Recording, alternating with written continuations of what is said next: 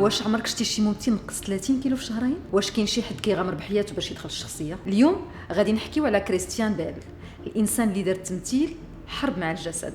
كريستيان بدا صغير في الاعلانات، ولكن الشهره جات مع فيلم امبير اوف ذا سان وهو عنده غير 13 عام، ومن داك الوقت كان باين عليه غادي يكون عنده مستقبل كبير في السينما. وباش يلعب دور واحد الشخص مريض نفسانيا وما كينعش، نقص بال 30 كيلو وبقى كيعيش غير على تفاحه وكاس ديال القهوه في النهار. السيد ولا جلده على العظم. كريستيان قال كنت كنحس براسي غيطيرني الريح. من بعد جا عرض باش يدير فيلم باتمان. واش عرفتوا اش دار؟ زاد 45 كيلو في 3 شهور. العضلات، النظام الغذائي، الجيم، اما كاينش اللعب. المنتج تصدم وقال ليه راك وليتي بزاف على باتمان. نقص شويه حتى ولا في الفورمه ديال فارس الظلام. كل فيلم كيبدل الجسم ديالو. في امريكان هاسل زاد الكرش. فيلم فايس دار دور ديك تشيني وزاد بزاف ديال الكيلوات. وفي دو فايتر رجع ضعيف مره اخرى. هادشي خلى الناس تقول بيل ماشي غير ممثل، بيل كيتحول.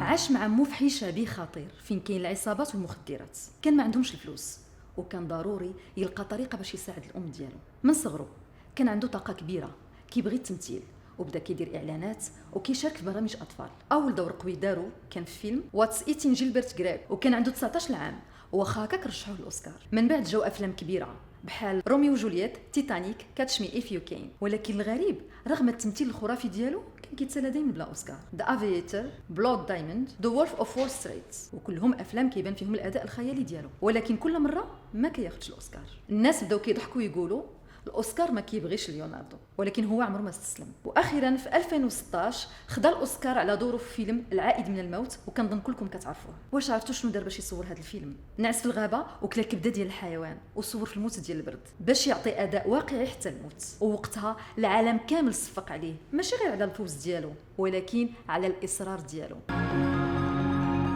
مارلون براندو اسطوره السينما، نجم فيلم العراب. 1973 فاجأ العالم ورفض يستلم الاوسكار ديالو قدام الملايين. علاش؟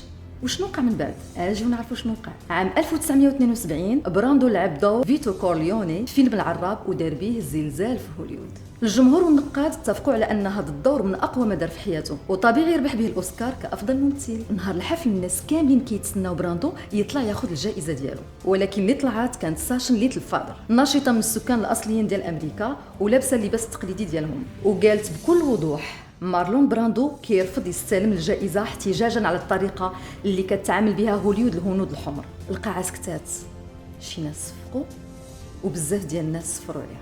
براندو تعرض لهجوم اعلامي كبير، قالوا عليه خائن، ناكر الجميل، كيستغل السياسه باش يبان، وهوليوود ما عجبهاش الحال، بداو كيقلوا من الفرص ديالو، وفعلا مشواره السينمائي بدا كيطيح. حتى ساشن اللي طلعت في بلاصتو تعرضت لبزاف ديال المضايقات والتهديد. دابا بعد اكثر من 50 عام الناس ولاو كيشوفوا هذه اللحظه على انها لحظه شجاعه وانسانيه. براندو كان من الاوائل اللي استغلوا الشهره ديالهم باش يهضروا على الظلم، ورغم الثمن اللي خلص كيبقى في التاريخ كشخصيه ايقونيه ماشي غير نجم. مارلون براندو ما كانش غير ممثل، لحظه واحده في الاوسكار بدلت مسار حياته، ولكن خلات بصمه قويه في التاريخ ديال السينما والسياسه. وانتم شنو رايكم؟